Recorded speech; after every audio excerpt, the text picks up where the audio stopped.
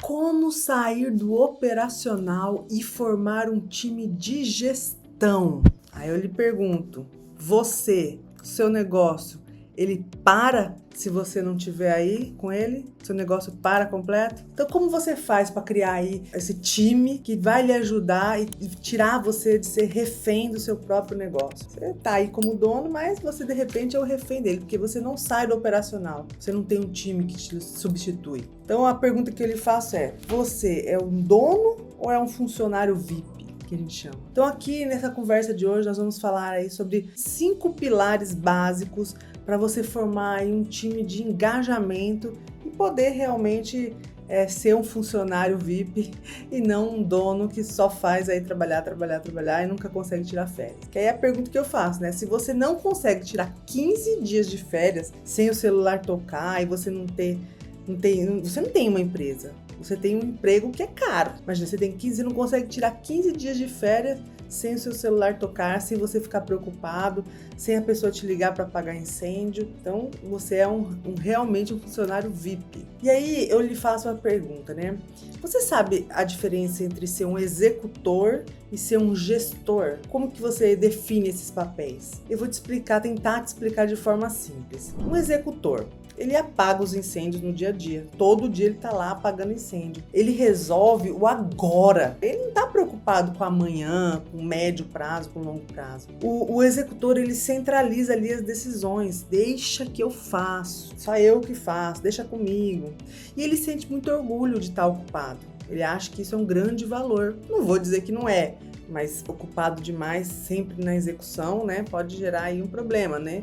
Nem é um valor tão grande assim, você vai ver. Então esse é o perfil do executor. Sente orgulho de estar sempre ocupado, está sempre apagando incêndio e tudo mais. E o gestor? O gestor, ele cria sistemas, né, para ir evitando incêndios. Então ele cria sistema, ele tem uma visão sistêmica das coisas.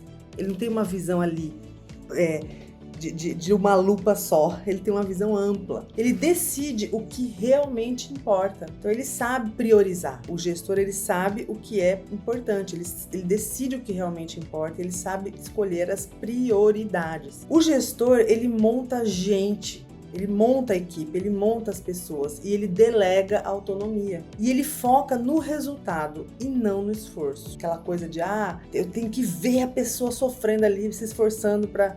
Não, eu tô preocupada com o resultado. Porque entende que as diferenças, tem pessoas que demoram mais, tem pessoas que demoram menos, tem pessoas que precisam, né, de mais tempo. Ele foca no resultado.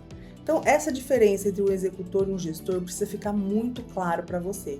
E você precisa decidir se você quer sair do modo executor ou se você quer permanecer nele. Porque o que a gente está falando aqui é disso. É de um dono, de um gestor altamente centralizador e executor, de modo que o negócio não vive sem ele. Ele não tem paz, ele não tem férias. E aí pode ser que a pessoa até goste de viver assim, não estou criticando.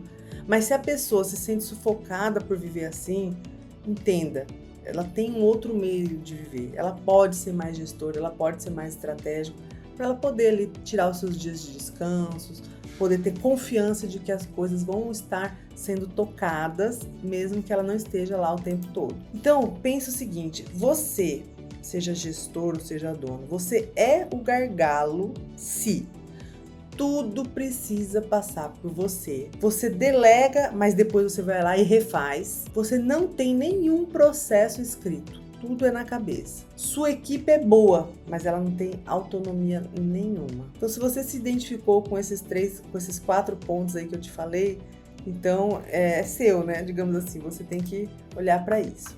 E o que a gente está falando aqui? Que eu quero trazer para vocês? 5 pilares do time engajado, que é para você sair daquela bolha das tarefas, né? E olhar ali de uma forma mais ampla, conseguir ser mais estratégico. Então a gente vai falar aqui um pouco sobre papéis e responsabilidades, os processos mínimos, rituais de gestão, autonomia com limite e a cultura do feedback, tá? Bom, primeiro, papéis e responsabilidades. Sem dono, né, a gente pensa o seguinte, tudo vira uma disputa. Todo mundo trabalha e ninguém entrega. Aquela coisa, né? Tá todo mundo fazendo, mas ninguém entrega, porque não tem o dono, não tem os papéis ali, as responsabilidades claras. Então, uma ação prática aí que você pode já fazer hoje. Pega ali papel, caneta e já anota. Pelo menos liste aí quais são as áreas macro: comercial, operação, financeiro, pessoas, pós-venda. Lista aí pelo menos as áreas macro do seu negócio, certo? E aí para cada área dessa você define ali um dono por área, um CPF. Você bota lá fulano comercial, fulano operação, fulano financeiro. Você faz esse exercício. Tudo bem, em alguns momentos você vai ter uma pessoa atuando em mais de uma área, não tem problema, contanto que esse papel esteja claro. Fulano, a área comercial é fulano, a área financeira é cicrano, ou pode acumular. Muitas vezes empresas pequenas a gente sabe que acumula, mas escreve, bote ali um papel para cada e exercite olhar dentro da sua equipe quem seriam as pessoas que poderiam ter essa habilidade para estar na área financeira, na área pessoal, na área operação, na área comercial. Se você é uma empresa familiar, distribua esse papel ali entre as famílias. Não deixe todo mundo fazendo tudo, não. Vamos começar a definir. Primeiro pilar, papéis e responsabilidades. Então, faça isso.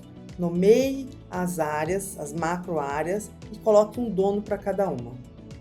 Pensa o seguinte, tarefa que não tem dono, ela é como se fosse que ela não tem, tarefa que não tem nem dono e nem prazo, tarefa sem dono e sem prazo, ela é como se fosse uma poesia, né? Não alimenta a estrutura do dia a dia.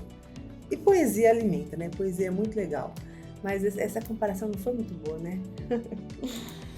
Pilar número 2, processos mínimos. Você tem lá, como que é o seu processo de venda? Como é o seu processo de pós-venda?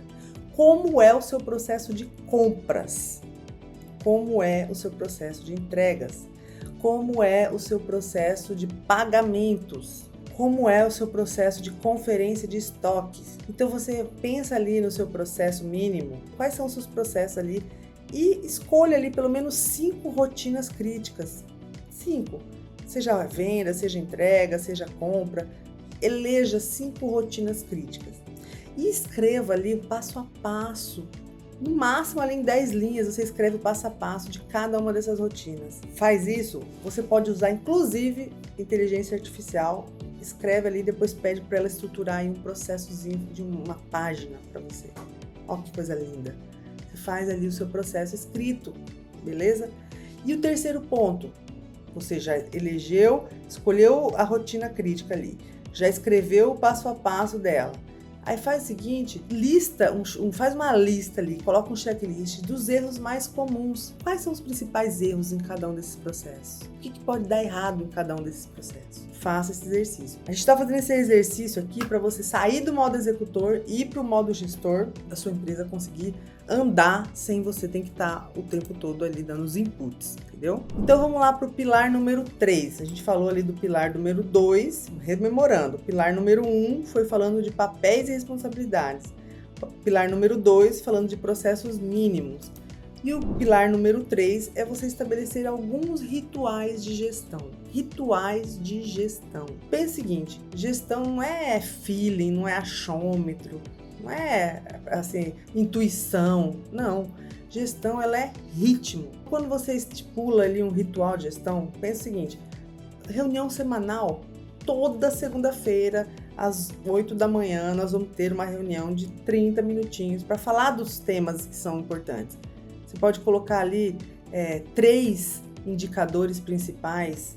Você pode colocar os gargalos daquela semana, quais os desafios daquela semana.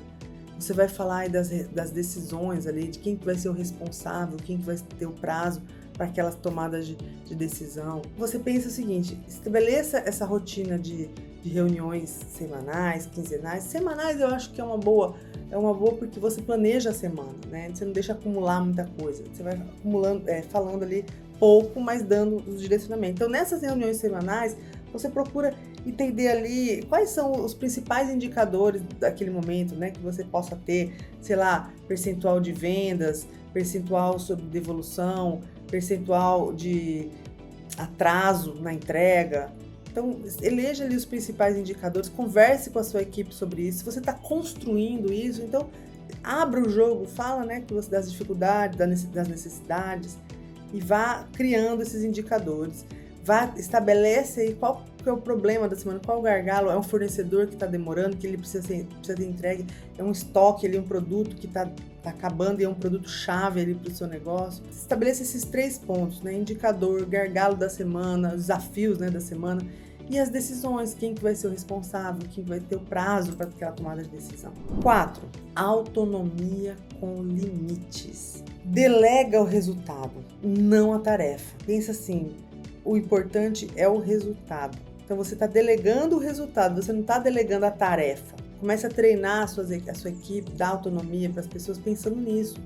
Olha, você é responsável por fazer uma venda perfeita do começo, meio ao fim. E defina o que é uma venda de sucesso. Uma venda de sucesso pode ser você não aplicar descontos, pode ser você não parcelar aquela venda, você conseguir uma venda à vista. A venda de sucesso pode ser você conseguir dar vazão a determinados produtos ali dentro da sua loja. A venda de sucesso, ali, o sucesso daquela semana pode ser você conseguir produzir alguns conteúdos, se você é um infoprodutor, alguns conteúdos ali simples para disparar. Então, quem é que trabalha com você com isso? Qual é o sucesso daquela semana, daquele momento, né? Então, você vai delegar ali, você vai dar autonomia. O que exatamente você espera que seja entregue? O que? Então, você defina o sucesso. O que você espera que seja entregue? Então, faça isso. Não vá delegar a tarefa, delegue o sucesso, o resultado. Então, defina com a pessoa ali o que é o sucesso daquela entrega. Outro ponto é dê autoridade. A pessoa pode decidir sozinha sem te chamar? Então, o poder.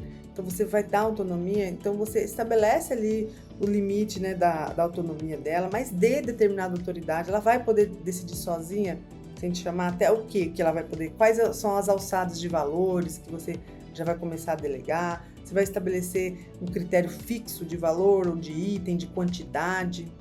Depende do seu negócio, mas exerça essa autoridade para a pessoa, para ela ter esse poder de decidir sozinha algumas coisas, tá? O segundo ponto, o checkpoint, né, que a gente chama assim, o controle. Quando e como a pessoa deve te atualizar do progresso. Então, estabeleça ali os pontos críticos que exigem que a pessoa leve realmente até você. Ela precisa te atualizar. Então, isso é um controle mínimo que você vai estabelecer com a pessoa. Então, lembra que você falou do sucesso, você falou ali das autonomias, né? O que é o sucesso para aquela atividade. E aí você fala agora, olha, é o seguinte, você está com essa missão. Você só me procura, né? Você me procura, me atualiza se acontecer isso. Ou se me atualiza se cliente tal criar algum problema em relação a tal coisa. Aí você me procura. Então você começa a estabelecer os pontos que são chaves em que você realmente precisa entrar, né? Então você não fica fazendo isso em tudo. Você está delegando, você está dando autonomia. Então você mesmo, para que você também se sinta seguro em dar essa autonomia, faça esse exercício de estabelecer quais são as coisas que, se chegarem ali, eu preciso ser chamado. Qual o controle, né, que eu tenho que ter, que aí eu tenho que revisar ali o progresso da demanda, vamos chamar assim. Então fica claro, você já disse qual é o sucesso, você já deu autoridade alçada e você já estabeleceu, se acontecer tal coisa, você me chama. O pilar número 5, cultura e feedback. A gente fala de previsibilidade, que é igual a confiança, né? Então você não precisa ser um chefe, um dono fofinho, querido, boa gente ali com todo mundo. Você precisa ser justo e previsível. É isso que dá segurança psicológica à equipe. As pessoas precisam sentir de você esse critério da justiça e da previsibilidade. É o que vai dar essa segurança psicológica. Então, o que te travou essa semana, né? Então, você começa a perguntar ali para as pessoas, você começa a interagir com as pessoas. A gente está falando de cultura e feedback nesse pilar. Então, você pode interagir da seguinte forma. Cada 15 dias, você se reúne ali com os pontos focais que você definiu e você pergunta, olha, o que te travou essa semana? O que você precisa de mim? O que você precisa que eu esteja mais junto de você? Qual decisão você quer tomar e tem medo? Começa a criar essa aproximação com as pessoas, né, que estão aí do seu lado, que vão lhe ajudar, para você começar a ter autonomia. É claro que quando a gente fala nesse ponto, né, nesse nível de dar autonomia e tal, começar a sair do modo executor e para o modo gestor, a gente está falando de uma empresa que já tem uma certa estrutura de confiança nas pessoas. Então você não vai fazer isso com funcionários que acabaram de chegar, que você ainda está formando. Mas se você tem aqueles funcionários que já estão com você há um tempo, que você já confia naquela pessoa, aquela pessoa já mostrou que conhece algumas coisas importantes dentro da sua empresa, começa a testar essa pessoa na autonomia e começa a interagir com essa pessoa dessa forma, perguntando, faça essas 3 perguntas, ó, o que te travou, o que você precisa de mim, qual decisão você quer tomar e geralmente tem receio, sabe? Cria essa aproximação com essa pessoa. E na prática, o que eu sugiro que você faça também? Mapeie ali quais são os seus processos críticos, o que realmente não pode falhar. Eu duvido que na sua empresa tudo seja crítico. Bom, se tudo é crítico, tem alguma coisa muito errada. Defina ali o que não pode falhar de jeito nenhum. Por exemplo, eu não posso ficar sem determinado produto, porque as pessoas vêm na minha loja porque sabem que aqui tem esse produto tem uma margem muito grande, então eu não posso falhar nesse estoque, não posso perder o controle desse estoque em relação a esse produto. Eu tenho ali uma questão de entrega, então eu não posso ter falhas na minha logística. Se eu ficar dependendo de uma pessoa só para fazer entrega, se essa pessoa ficar doente, se essa pessoa acontece qualquer coisa, muda de contrato, vá para um outro cliente, me abandone, vai ter um grande problema. Então eu preciso homologar mais entregadores, eu preciso ter mais de um entregador, eu preciso ter mais de 2. Então qual é o processo crítico do seu negócio? Você conhece esse processo? É o atendimento ali do canal de vendas? Você não pode deixar ele vazio em nenhum momento, ele tem que estar sempre falhando. Então é interessante que você tenha ali pelo menos umas 2 pessoas que chequem ali seu canal de entrada ali para você poder ter as interações, ou mas você precisa ter alguém que foque nisso, se este é o seu processo crítico, entende? É onde entra, geralmente o processo crítico é aquele ou que impede de você receber o seu din-din, ou ele trava, ele faz você perder dinheiro.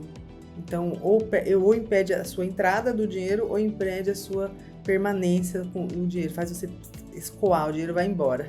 Então, são geralmente o que a gente entende como processos críticos. E ele está muitas vezes relacionado a estoques, a entregas, a vendas, a pagamentos. Então, isso é interessante, fazer esse exercício. E como você mapeia, né? Sem burocracia ali, rapidinho, 4 passos, vou dizer papo reto aqui. Como você mapeia? Liste o crítico. O que dá prejuízo se parar? Faz essa pergunta, o que dá prejuízo se parar? Classifique então esse risco aí, ele é um risco de alto impacto, ele tem uma alta frequência, então você tem que priorizar essa situação ali, que pode dar aí um prejuízo. Defina o padrão, ou seja, cria um checklist simples e um prazo associado a esse checklist relacionado a esse processo crítico. E teste, né? Faça ele, rode 1 semana sem você. Se travar, não é um processo. Então, o processo crítico, ele é um processo que precisa de atenção, precisa estar presente, precisa que você esteja lá presente, mas você pode testar ele e ele precisa também rodar sem você. Se ele trava, é porque ele não é um processo já maduro, precisa ser amadurecido. Se ele não é um processo maduro, você precisa amadurecê-lo, porque isso vai lhe dar aí a autonomia, vai lhe dar o papel de dono que pode tirar férias. E você está tirando férias com tranquilidade de que aquilo que é importante está devidamente monitorado, tem alguém ali cuidando.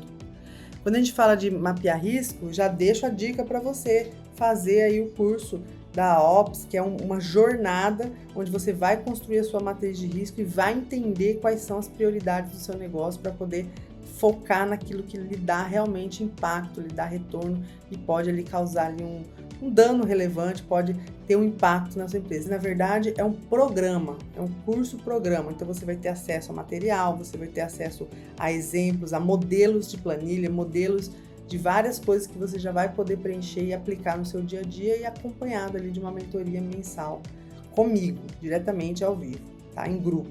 Mas não deixe de pensar nisso. Voltando, né, nesse tema, peguei só esse gancho que é para justamente falar da importância de conhecer os riscos do seu negócio.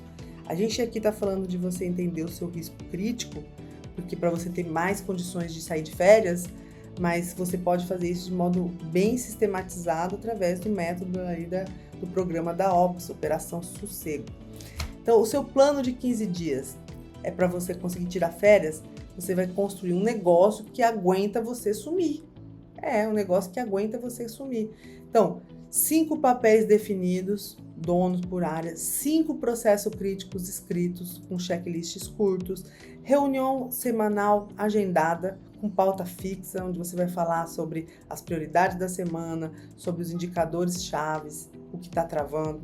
5 indicadores por área monitorados. Então, cada área que você tem ali, quais são os indicadores daquela área? Então, estabelece 3 indicadores ou 2 por área, mas já comece a pensar em indicadores por área para você cobrar não a tarefa, mas cobrar o resultado.